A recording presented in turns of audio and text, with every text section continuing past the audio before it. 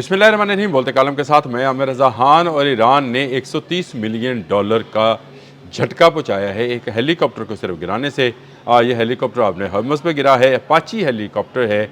और ये कहा जाता है कि दुनिया का सबसे जदीद और कीमती हेलीकॉप्टर है। आपने पिछले दिनों ऐसी खबरें सुनी होंगी कि हेल फायर नामी मिज़ाइल जो है मारकर फ़लाँ जहाज़ को रोक लिया गया और फ़लाँ जहाज़ का रास्ता ब्लॉक किया गया।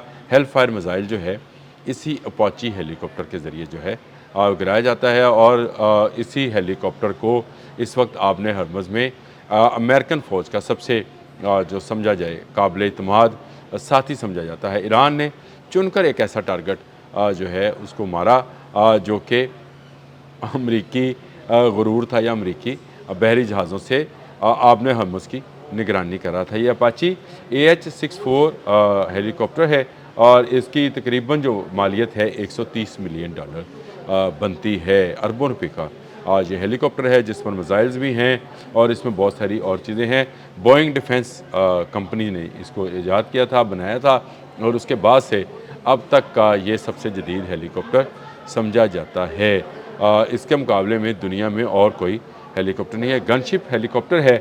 इसमें 2 के करीब जो हैं लोग बैठे होते हैं, लेकिन अमले के जो 2 अरकान हैं वो मिज़ाइल लगने की सूरत में, जो मिज़ाइल मुमकिन तौर पर ईरान की तरफ से आया था, मुख्तलिफ मीडिया हाउसेस इसको भी मुमकिन तौर पर ही बयान कर रहे हैं, तो मैं भी मुमकिन तौर पर बयान करूँगा क्योंकि पासदारान ने अभी तक इसकी तस्दीक नहीं की है।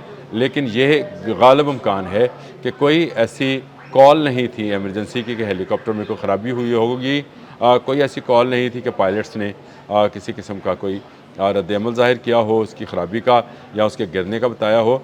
सीधी बात है कि ये जो है एक ऐसा अमल था जिसमें इसको अचानक से कोई मिज़ाइल या कोई ड्रोन लगा और जिसके बाद इस हेलीकॉप्टर की लाश जो है वो आबने हवज़ में तैरती हुई नज़र आई और फिर कुछ देर के बाद डूब गई। दोनों जो रुकन थे, पायलट का जो अमला था उसको बचा लिया गया है। इसकी जो है रफ़्तार जो है 300 किलोमीटर पर घंटा होती है, काफ़ी तेज़ रफ़्तार है और इसकी प्रवास की रेंज जो है 500 किलोमीटर तक है। इसमें 330 mm चेन गन के साथ मशीन गन मौजूद होती है। हेल फायर मिज़ाइल जिसको मैं बता दिया 16 के करीब इसमें ये मिज़ाइल्स मौजूद होते हैं। AGM-114 हेल फायर इसके लिए बनाया गया था और ये राकर ज़मीन में मौजूद है आपके लिए 70 mm हाइडर रॉक्स से लेस होता है।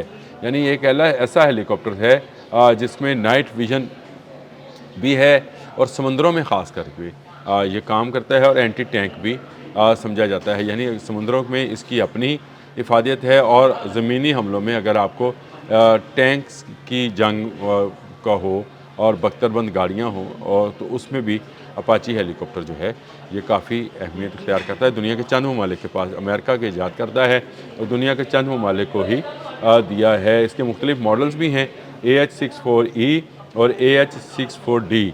ई जो है वो मेरे ख्याल है समंदर के लिए और डी जो है वो ज़मीन के लिए है। यानी 2 मुख्तलिफ नवा के हेलीकॉप्टर हैं। अपाची हेलीकॉप्टर का गिरना इस बात की निशानदेही है कि आपने हरमज़ में जंग बंदी सीज़ फायर उस हद तक है जब तक अमेरिका और इसराइल चाहेंगे। अमेरिका और इसराइल जैसे ही आपने हरमज़ में दाखिल होने की कोशिश करेंगे तो उनको जो है सबक सिखाया जाएगा। ये इससे पहले 3 जंगी जहाज़ों को ईरान नुकसान पहुंचा चुका है अपने क्रूज़ मिसाइल के साथ और ये इन्होंने अपने रास्ते बदले, तब्दील किए और वापस चले गए। इन पर हमला किया गया था, ये भी आपने हरमज़ में घुसने की कोशिश कर रहे थे और ये हेलीकॉप्टर भी दोबारा आपने हरमज़ में जाने की कोशिश कर रहा था।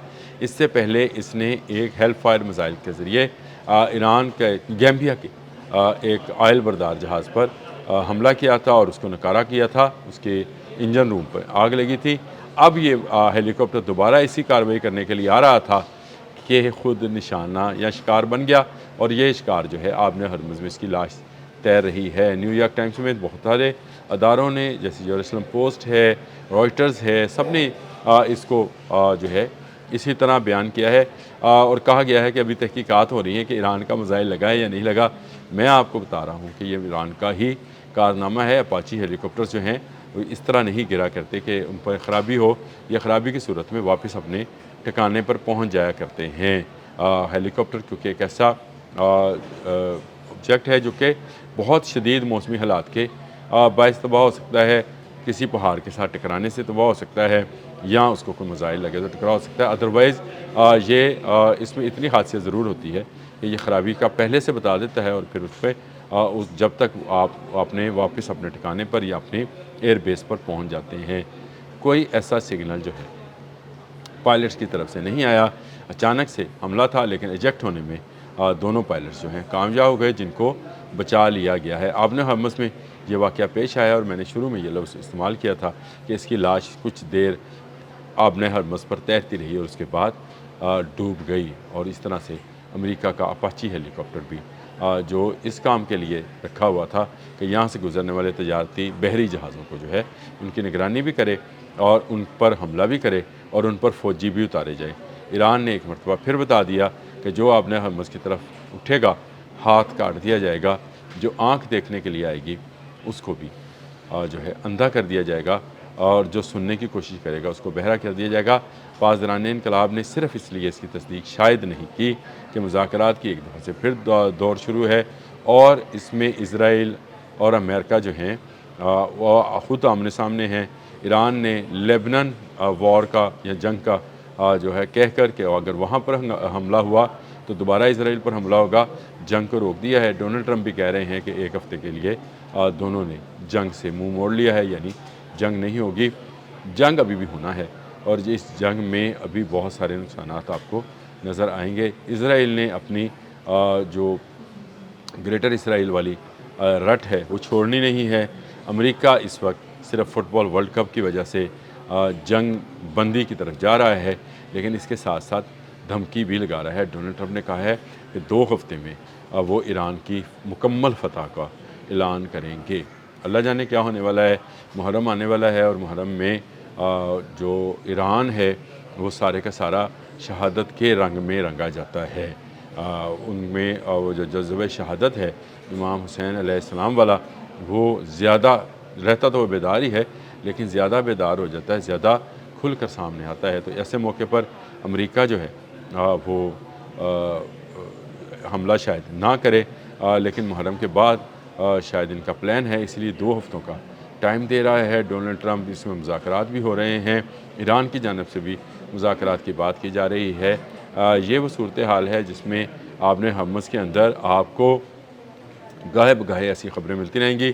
کبھی کسی کا تجارتی جہاز روکا جائے گا، اور کبھی اسی طرح ہیلی کاپٹر اور ڈرونز کو، کل ہرمس 900 کے بارے میں نے بتایا تھا، اس کو بھی ایران نے گرایا، اور اب انہوں نے ایک ایسا ہیلی کاپٹر جس کو دنیا کا جدید ترین ویپن یا اسلحہ یا اس کو جو بھی آپ نام دے لیں کہا جاتا ہے، ایک ایسا ہیلی کاپٹر جس کے اندر اتنی زیادہ تعداد میں میزائلز اور مشین گنز اور ساری چیزیں موجود ہیں، اس میں پائلٹ ایجیکٹ کرنے کی بھی صلاحیت موجود ہے، اس کو تباہ کر دیا گیا ہے، پائلٹس کو بچا لیا گیا ہے۔ یہ صورتحال اس وقت آبن حمص کی ہے۔ ہر آنے والے آپ یوں سمجھیں کہ ہر آنے والے لمحے میں یہ صورتحال تبدیل ہوتی رہے گی۔ اگر نیتن یاہو نے اپنا رویہ لیبنان کے حوالے سے تبدیل نہ کیا تو ایک طرف سے حوثی باب مندب بند کریں گے، ایک طرف سے حزب اللہ لیبنان کے اندر سے اسرائیل پر حملہ آور ہوگی، اور تیسرا جو ہے ایران ان پر حملہ کرے گا۔ آبن حمص سے ابھی تک جو لیٹسٹ ترین تھی یا تازہ ترین تھی وہ یہی ہے کہ امریکہ کا ایک قیمتی $130 ملین کا اثاثہ اپاچی ہیلی کاپٹر جو ہے اس کو تباہ کر دیا گیا ہے، اور وہ جو ہے اس کے بعد سے ابھی تک جو بھی نئی صورتحال بنے گی آپ کو ضرور بتاؤں گا۔ اب تک کے لیے اتنا ہی۔ اللہ حافظ۔